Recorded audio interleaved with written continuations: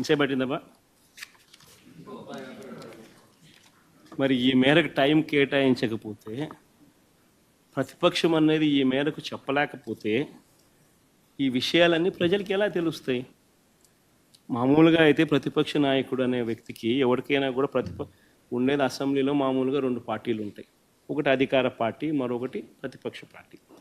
ప్రతిపక్ష పార్టీని అధికారంలో ఉన్న వాళ్ళు గుర్తించకపోతే, ప్రతిపక్ష పార్టీ ఇవన్నీ చెప్పేటివన్నీ కూడా వాళ్ళు చెప్పలేకపోతే కరెక్షన్స్ ఎక్కడి నుంచి వస్తాయి? అసెంబ్లీ ఎందుకు నడుపుతూ ఉన్నాం? ఏం సాధించడం కోసం నడుపుతూ ఉన్నాం? ఎవరు కూడా నీకు వ్యతిరేకంగా మాట్లాడకూడదు, ఎవరు కూడా నీకు వ్యతిరేకంగా చెప్పకూడదు. వాళ్ళకు మైక్ ఇవ్వము, మేము 5 నిమిషాలు మాత్రమే మైక్ ఇస్తాం. 175 మందిలో నీకు ఇచ్చినట్టుగా వాళ్ళకి ఇచ్చినట్టుగా నీకు ఒకరికి మైక్ ఇస్తాము. 5 నిమిషాలు నీ టైం కట్ చేస్తాము, నీ మైక్ కట్ చేస్తాము అని అంటే ప్రజలకు ఇవన్నీ కూడా తెలియకూడదు అనే ఉద్దేశంతో అసెంబ్లీ నడుస్తూ ఉంది.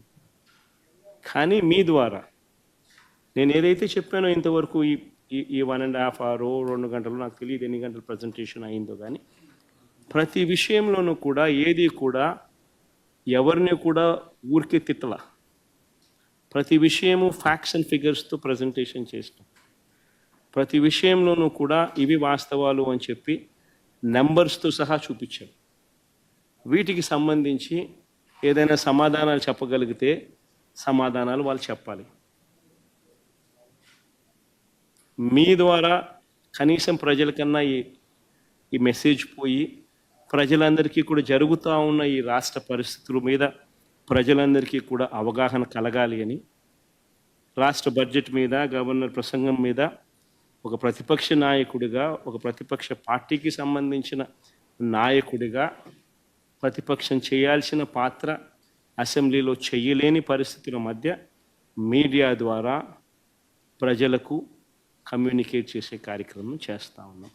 సార్ స్పీకర్, ఇప్పుడు ఈ అసెంబ్లీలో మీ అసెంబ్లీకి సంబంధించి కానీ బడ్జెట్కి సంబంధించి ప్రభుత్వం 9 నెలల పాలనకు సంబంధించి అనేక వైఫల్యాల గురించి మీరు చెప్తా రావడం జరిగింది సార్ ఇప్పటివరకు. అయితే నిన్న వచ్చినటువంటి పట్టభద్రుల ఎమ్మెల్సీ ఎన్నికల ఫలితాల్లో టీడీపీ గెలిచింది కాబట్టి ప్రజలకు మా పైన ఇంకా నమ్మకం ఉంది, విశ్వాసం ఉంది, అందుకే ప్రజలు మాకు ఓటు వేసి గెలిపించారని సీఎం చంద్రబాబు చెప్తా ఉన్నారు. రమేష్, ఒకటి ఆశ్చర్యకరం కలిగించే విషయం అని చెప్తాను. నేను ఎమ్మెల్సీ ఎన్నికల్లో రిగ్గింగ్ చేసేవాడిని ప్రపంచ చరిత్రలో నువ్వు ఎప్పుడైనా చూసినావా చెప్తాను. నేనైతే ప్రపంచ చరిత్రలో ఎమ్మెల్సీ ఎన్నికల్లో రిగ్గింగ్ చేసేవాడిని నా ప్రపంచ చరిత్రలో ఎవడు నేను చూడలా. ఒక చంద్రబాబు అనే వ్యక్తి మాత్రమే ఎమ్మెల్సీ ఎన్నికల్లో రిగ్గింగ్ చేసేవాడిని నేను చూసింది. అయినా కానీ శ్రీకాకుళంలో మాస్టర్లు బాగానే బుద్ధి చెప్పారు కదా. శ్రీకాకుళంలో మాస్టర్లు, గవర్నమెంట్ టీచర్లు, ప్రైవేట్ టీచర్లు అందరూ కూడా బాగానే బుద్ధి చెప్పారు కదా, గట్టిగా అర్థమయ్యేట్టుగా చెప్పారు కదా. ఎందుకనంటే అక్కడ రిగ్గింగ్ చేయడం కష్టం. టీచర్లు వచ్చి కొట్లాడతారు, ఎందుకంటే వాళ్ళే బూతుల్లో ఏజెంట్లు, వాళ్ళే బూతుల్లో పోలింగ్ ఆఫీసర్లు, టీచర్లే. సో వాళ్ళ ఓట్లు వాళ్ళకి రాకుండా చేసినామని అంటే వాళ్ళంతా ఒప్పుకోరు. కాబట్టి అక్కడ యూనియన్స్ అన్నీ ఉంటాయి కాబట్టి చేయలేకపోయింది. గ్రాడ్యుయేట్ల దగ్గరికి వచ్చేసరికి ఎవడైనా అంతే అన్నట్టుగా అక్కడ కూడా రిగ్గింగ్ చేసినారు.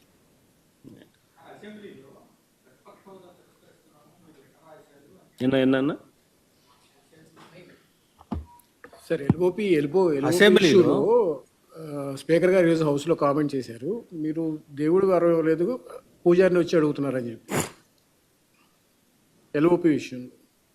ఎల్ఓపి విషయంలో రూలింగ్ ఇచ్చారు సార్ ఈరోజు. మీకు ప్రతిపక్ష హోదా రాదు అని స్పీకర్ గారు ఈరోజు రూలింగ్ ఇచ్చారు. Statement, the speaker has given a statement saying that neither have you attended the assembly, you've just attended assembly just for one day in the earlier sessions, and that you yourself in the previous term had talked about Mr. Chandrababu Naidu and how they had 23 or 24 MLAs, and if we take 5 then you won't have the leader of opposition status. If he can say the same thing, why is he demanding the same is what there's been a ruling stated by the speaker. What do you have to say on this?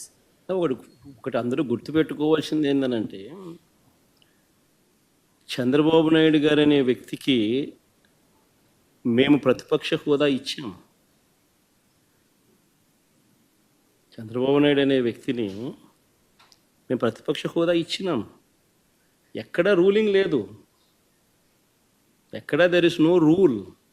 నీకు ఇంతమంది శాసనసభ్యులు నీకు ఉండాలి, ఉంటేనే నీకు ప్రతిపక్ష హోదా ఉంటుంది అని ఎక్కడ రూలింగ్ లేదు. ఇన్ఫ్యాక్ట్ ఢిల్లీ అసెంబ్లీలో బీజేపీకి 3 అసెంబ్లీ స్థానాలు గతంలో. ఆప్ బీజేపీకి ప్రతిపక్ష హోదా ఇచ్చింది.